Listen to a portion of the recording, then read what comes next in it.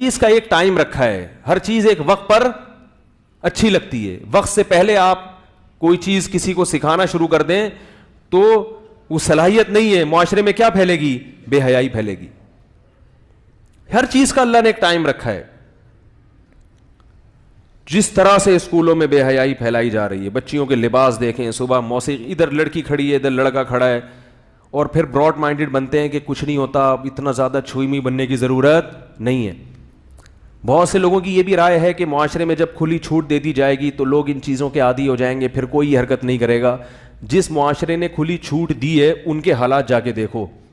جس ملک میں جتنا پردہ ہے اس ملک میں جنسی درندگی کے واقعات کا ریشو بہت کم ہے. یہ بے حیائی ایسی چیز ہے کہ اس میں پڑھنے کے بعد انسان ایسا نہیں ہوتا کہ اس کا دل بھر جائے اور وہ واپس آ جائے, نہ نہ نہ, اس میں بریکیں فیل ہیں. چرس اور ہیروئن میں کیا کبھی ایسا ہوا کہ ایک دفعہ جی بھر کے پینے دو پھر انشاءاللہ نہیں پیے گا؟ نہ نہ نہ, وہ تو جتنا پیے گا نشہ بڑھتا چلا جائے گا. جو بے حیائی کی طرف جاتا ہے, آج وہ چھوٹے گناہ کر رہا ہے تو ایسا نہیں گناہ سے دل بھر جائے بڑے کی طرف نہ جائے. کتنے لوگ زنا سے بچنے کے لیے دوسرے چھوٹے درجے کے گناہوں کی طرف آتے ہیں مگر وہ زنا سے بچ نہیں پاتے. وہ چھوٹا گناہ ان کو بڑے گناہ کی طرف لے کے جاتا ہے لازمی. بچتا وہی ہے جو اپنے دامن کو یعنی مکمل بچا کے جو رکھے گا وہی بچتا ہے. تو میں حیران ہوا, انہوں نے کہا کہ اللہ کا واسطہ آپ تھوڑا سا بتائیں, کچھ ایوان بالا کی طرف اپنی آواز پہنچائیں کہ یہ کو ایجوکیشن سسٹم کو بولو بھائی ختم کریں. یہ لڑکوں کو جنسی درندے بنا رہے ہیں یہ اسکول, اور یہ ایسی خبروں کو اسکول چھپا دیتے ہیں. چھپانی بھی چاہیے, میں یہ نہیں کہہ رہا کہ بتانی چاہیے, اس سے تو اور بے حیائی پھیلتی ہے, لیکن جتنے واقعات ہو رہے ہیں اتنے لوگوں کو پتہ نہیں چلتے. اور ہمارے ملک میں تو کم واقعات ہیں, وہاں تو بہت ہیں. تو یہ چیز وہاں ہے تو آہستہ آہستہ ہمارے ملک میں بھی آنا شروع ہو جائے گی. تو اس لیے جو اللہ نے قرآن مجید میں کہا نا, ہمارے لیے وہ حرف آخر ہے. قل یا ایھا النبی قل لازواجک وبناتک ونساء المؤمنین یدنین علیہن من جلابیبہن. اے نبی اپنی بیویوں سے, اپنی بیٹیوں سے اور عام مسلمان عورتوں سے کہہ دیں کہ جب وہ گھر سے باہر نکلیں تو اپنی چادر, اپنا پردہ اپنے اوپر لٹکا لیا کریں. ختم ہو گئی بات. اسی کلچر کو فالو کرنا ہے تو میرے بھائی پھر پورے انگریز بن جاؤ. اس میں کیا ہے, جمعے کی نماز بولو نا نہیں ہوتی. وہ لوگ نہیں قائل جمعے ہفتہ اتوار, وہ کہتے ہیں انجوائے کرو. وہ جمعے کے قائل نہیں ہے. عجیب سا بنا ہوا ہے مسلمان, نہ ادھر کا نہ ادھر کا. مسجد میں آئے گا ٹوپی رکھ کے, عید کے دن دیکھتے ہیں ہم لوگوں کو شلوار قمیص کے لیے عید کی نماز پڑھنے آئیں گے بڑی تمیز سے, ایسے لگے گا ان سے بڑے بزرگ دنیا میں کوئی پیدا ہوا ہی نہیں ہے. دھلے ہوئے ہوں گے, نہائے دھو کے, سرمے بھی بعض لوگ لگا لیتے ہیں, اور سر پہ وہ پڑا تیار شیر نماز رو رو کے عید میں دعائیں مانگ رہا ہوگا. اس کے بعد فلم دیکھنے دوستوں کے ساتھ پینٹ شرٹ پہن کے, فوراً اسٹائل کیا ہو جائے گا جا رہا ہے بھائی. تو پتہ ہی نہیں چلتا یہ ہے کیا. اسلام ماڈرنزم کے خلاف نہیں ہے, یاد رکھو. یہ بہت بڑی ایک مصیبت ہمارے معاشرے میں کھڑی ہو. ہم سمجھتے ہیں کہ اگر ہم دین پر چلے تو ہم بہت زیادہ پیچھے ہو جائیں گے.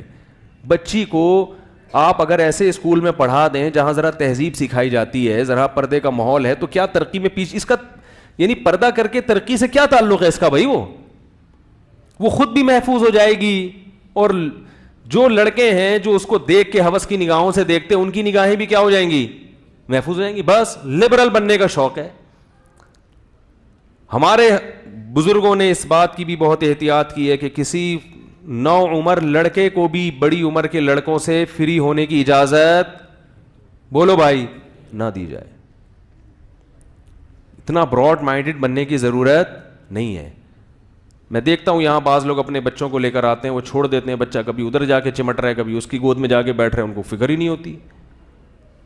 میں کہتا ہوں کیوں ایسے کہنے, تو سارے نمازی ہیں.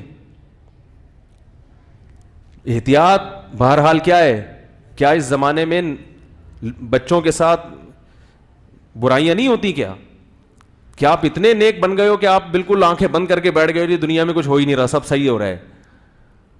ہم نے اپنے بڑے علماء کو, بزرگوں کو دیکھا ہے کہ اپنے بچوں کو بڑوں کے ساتھ کھیلنے نہیں دیتے تھے. قرآن نے کہا ہے کہ بستر الگ کر دو, حدیث میں آتا ہے کہ بستر کیا کر دو, الگ کر دو.